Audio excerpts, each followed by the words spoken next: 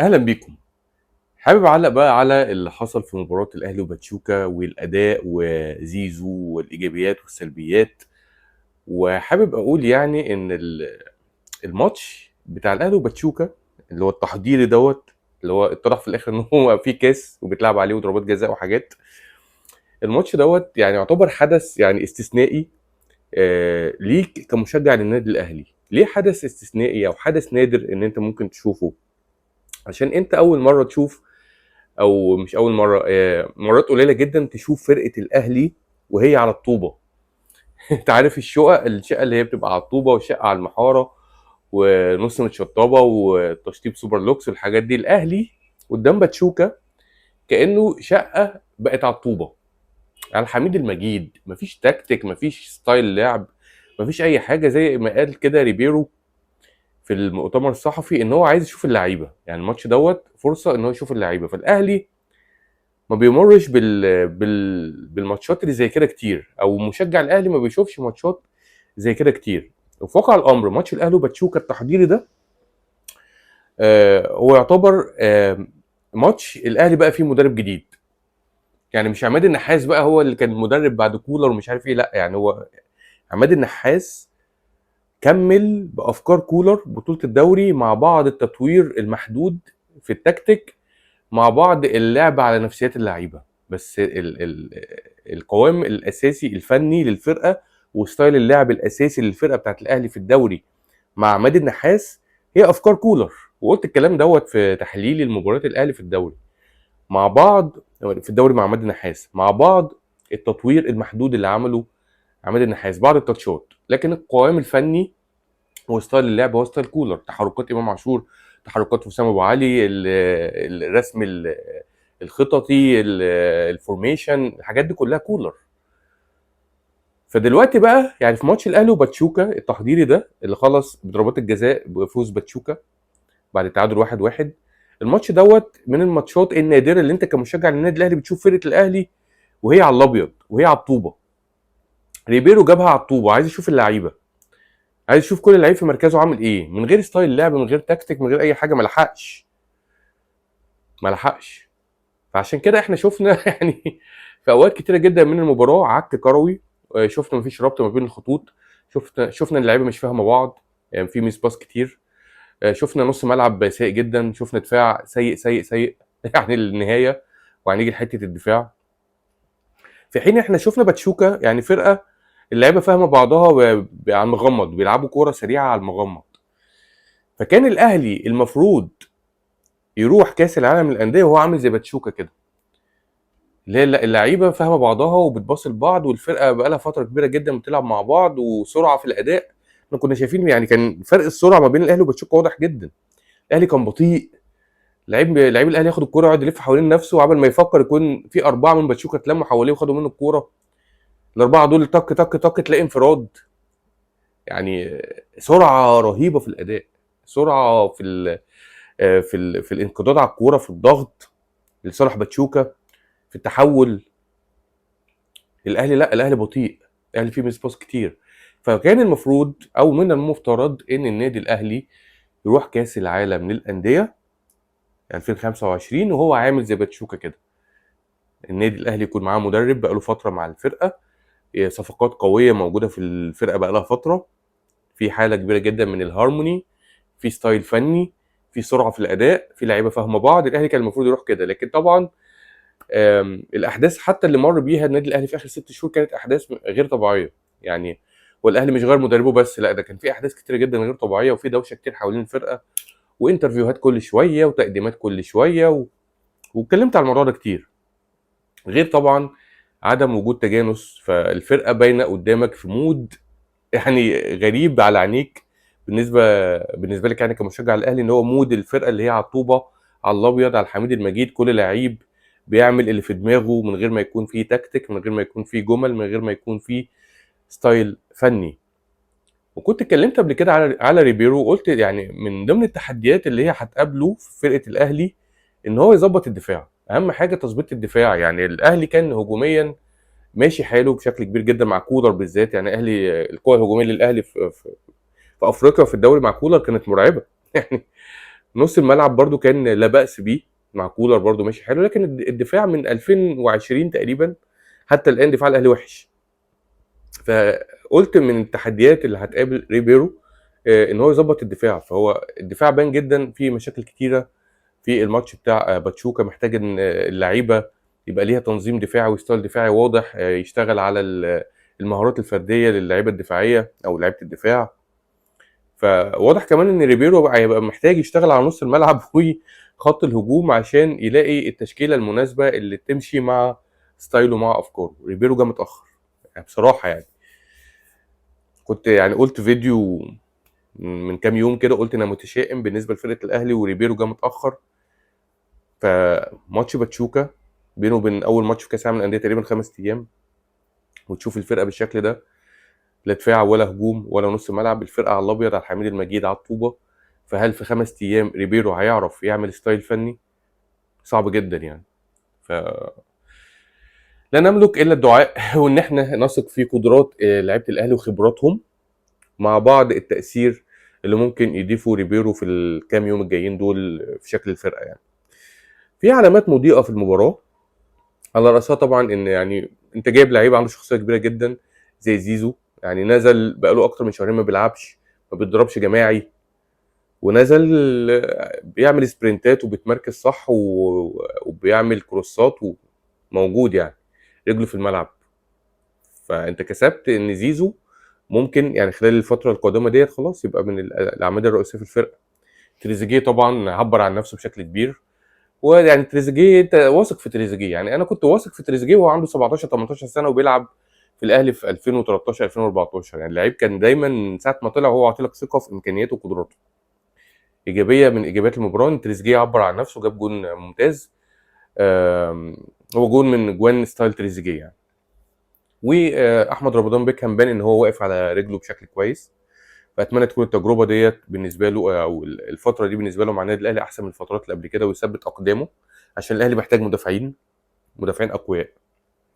من الحاجات السلبيه في الماتش يعني انا مش عايز اقول انها سلبيه بقى في العموم.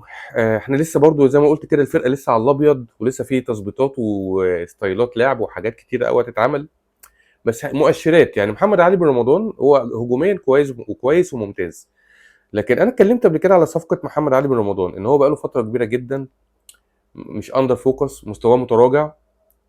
فقد مكانه الاساسي في منتخب تونس، فقد مكانه الاساسي في ناديه المجري بسبب ان هو دفاعيا ضعيف.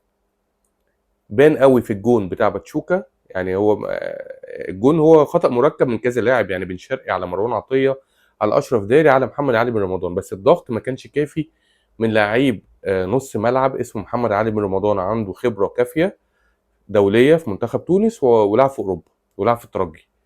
مش ده ضغط لعيب نص ملعب انت جايبه بالخبره دي. يعني عيب قوي جون كينيدي يعدي بالشكل ده او الكره تعدي له بالشكل ده وينفرد بالشناوي ويجيب جون. فمحمد علي بن رمضان بان في كذا لقطه ان هو دفاعيا مش احسن حاجه، هجوميا كويس جدا ويعمل لك كروسات وهيشوط على الجون. هو اي ام اف مش سي ام اف، اتاكينج ميد فيلدر.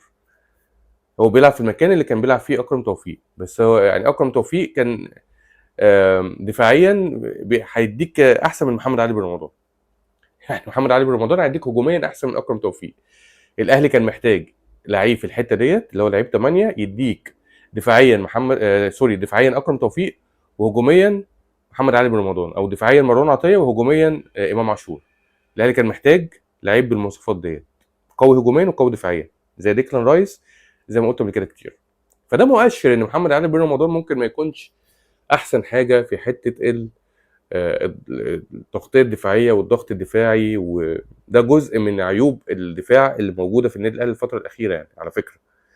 يعني هو الموضوع او المنظومه الدفاعيه للاهلي مش سيئه بسبب المدافعين بس، هي سيئه بسبب عدم اكتمال المنظومه الدفاعيه بتاعت نص الملعب على اكمل وجه.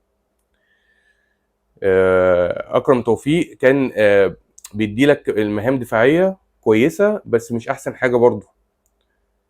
يعني اكرم توفيق مش لعيب سوبر، مش لعيب دفاعي سوبر، هو بيديك مهام دفاعيه بس مش احسن حاجه. فكان عندك اللعيب الدفاعي الوحيد اللي في نص الملعب اللي بيديك الفول كاباسيتي بتاعت المركز هو مروان عطيه. غير كده عمرو السوليه، اكرم توفيق، ندفيد، قفشه، احمد رضا، اي حد، كوكا، اي حد لعيب نص ملعب تاني في الاهلي مش بيديك دفاع 100% كلاعب نص ملعب. حمدي فتحي قبل كده كان بيديك الحته دي دفاعيا كويس، ديانج كان بيديك الحته دي دفاعيا كويس. لكن دلوقتي حاليا في فرقه الاهلي هو مروان عطيه فقط لا غير. ما اعرفش بقى ديانج هيكمل مع الاهلي ولا لا، اتمنى هو يكمل عشان المنظومه الدفاعيه بتاعت النادي الاهلي لازم يكون فيها 2 ديفندرات في نص الملعب بيعرفوا يدافعوا كويس زي مروان عطيه وديانج وحمدي فتحي. 2، واحد منهم يبقى بوكس تو بوكس، يعني يبقى مروان عطيه مثلا هو متثبت متمسمر ورا، اللي هو اللي بيعمل سكريننج في نص الملعب ما بيطلعش قدام، والتاني بوكس تو بوكس. فدي او ده مؤشر لمحمد علي بن رمضان ان هو مش هيديك الحته الدفاعيه ديت، اعتقد يعني من وجهه نظري. ما اعرفش برضو الراجل هيشتغل ازاي، يعني ريبيرو هيشتغل ازاي، ستايل اللعب هيبقى عامل ازاي، محمد علي بن رمضان هيتم توظيفه ازاي، بس ده مؤشر سلبي. المؤشر السلبي الثاني هو يخص اللعيب مصطفى العش، اللي انا اتكلمت عليه برضو كتير قبل كده. هو الفتره الاخيره مع عماد النحاس كان بان ان هو شكل كويس في فتره مرحله البلاي اوف، لكن بدايات مصطفى العش كان فيها اخطاء قاتله، ان هو عنده حته استهتار في الطلوع بالكوره، يعني ممكن يعمل باس غلط، ممكن الكوره تقلش منه وهو طالع بالكوره من ورا لقدام، فده فيتال ميستيك. وفي بدايته مع النادي الاهلي في اول 3 4 ماتشات عمل الخطا ده كتير، فهو بيرجع تاني بيكرر نفس الخطا او نفس الاخطاء قدام باتشوكا في الماتش التحضيري ده، وبيعمل بيعمل برضه طلوع بالكوره خاطئ، وبيباص الكوره لمدافع باتشوكا في خطا قاتل، لولا ستر ربنا كان هيخش والشناوي يعني انقذ الموقف. وفي كوره تانية برضه جاي يطلعها بتقلش من على راسه، فمصطفى العش رجع تاني لاخطاء البدايات و... وزد عايز فيه 70 مليون جنيه وهو بيعمل الاخطاء القاتله ديت. فهو واضح كده ان هو الموضوع مش موضوع اندماج وان هو كان راهب الموقف في الاهلي في البدايه، لا هو واضح كده ان في عنده مشكله في السوفت وير خاصه بالطلوع بالكوره، يعني ان هو ما بيعرفش يطلع بالكوره، بيستهتر، ما بيركزش وهو طالع، فممكن يعمل كارثه حقيقيه لا قدر الله يعني في دفاع الاهلي. فدي حاجه سلبيه تانية. حاجه سلبيه ثالثه عمر كمال انا قلت قبل كده يعني اتكلمت عليه وقلت ان هو لعيب غير تكتيكي، يعني هو مش لعيب تكتيكي، تحس ان هو لعيب شوارع بيلعب في مراكز شباب في دورات رمضانيه، لو ياخد الكوره ويجري وزي ما تيجي، يرفع الكوره بره، يشوط الكوره في السماء، ما بيلعبش مع زمايله. يعني عمر كمال عمرك ما تعتمد عليه ان هو يلعب مع زمايله ويحضر هجمه من ورا لقدام في البيلد اب، ما بتعتمدش عليه في الحته دي خالص. مش قوي دفاعيا، يعني هو دفاعيا سيء جدا، ممكن يترقص وممكن يتعدى منه من اي حد. رفعاته مش دايما مظبوطه، تصويباته مش دايما مظبوطه، فده يقول لك او بيدي لك علامه استفهام على عمر كمال. ماليش دعوه بقى بالضربات الجزاء وان هو ضيع قدام باتشوكا مرتين ومش عارف ايه الحاجات ديت، يلام عليها اللي حطه ان هو يشوط ضربه الجزاء، ما يلامش عليها عمر كمال. يعني انت عندك في لعيبه تانية يعني على راسهم قفشه مثلا كان ممكن يشوط ضربه الجزاء مكان عمر كمال، وعمر كمال هو باين لك قوي ان هو سيء في تسديد ضربات الجزاء قبل كده وضيع قدام باتشوكا، فاللي يلام هو اللي حطه في الليسته بتاعت اللعيبه اللي هتشوط قدام باتشوكا في ضربات الجزاء، مش هو اللي يلام. لكن انا بتكلم ككوره بقى، ككوره عمر كمال لعيب شوارعي، مش شوارع ان هو صايع يعني لان هو لعيب عشوائي مش تكتيكي، ما تعتمدش عليه ان هو يبقى لعيب تكتيكي في وسط ستايل لعب. هاني تعتمد عليه، هاني رغم ان هو اقل من عمر كمال مثلا في حته التصويب على المرمى، في حته الرفع، في الحاجات ديت، بس هاني عنده ميزه ان هو لعيب تكتيكي. فعمر كمال يعني مش عارف، يعني هو بان ان هو افضل من هاني في الماتش، ظهر اكتر من هاني كان مستخبي في الشوط الاول، بس ظهور مش مؤثر في المباراه عمر كمال. محتاج تظبيط، محتاج تعديل، يعني حتى كولر كان راكنه وكان بيعتمد عليه في اوقات معينه، بس لما الاهلي يكون خسران مثلا يروح ساحب هاني، او متعادل الاهلي وعايز يكسب يروح ساحب هاني ومنزل عمر كمال اللي هو متشعلق قدام كوينج اكتر منه كباك. كولر كان بيعتمد عليه كده، فما اعرفش بقى ريبيرو هيعمل معاه ايه، بس هو لعيب محتاج ان هو يخش في تكتيك الفرقه بشكل اكبر من كده، وفي ستايل اللعب بشكل اكبر من كده، ما يبقاش في الحته العشوائيه بتاعته دي. فدي ايجابيات وسلبيات حبيت اسلط عليها الضوء. ايجابيات طبعا زيزو، تريزيجيه، واحمد رمضان بيكهام. سلبيات مصطفى العيش ومحمد علي بن رمضان دفاعيا، وعمر كمال. ريبيرو اتمنى خلال الخمس ست ايام الجايين دول ان هو يعرف يعمل حاجه، يحط ايده على التشكيل، يحط ايده على ستايل اللعب اللي الاهلي يلعب بيه قدام انتر ميامي ويكمل بيه البطوله، عشان بالوضع اللي احنا فيه ده، وضع ان انت على الطوبه وعلى الحميد المجيد، ما ينفعش الاهلي يطول فيه. اتمنى اشوف ارائكم في الكومنتات. اتمنى لو عجبكم الفيديو تعملوا لايك وسبسكرايب للقناه، واشوفكم قريب على خير. سلام.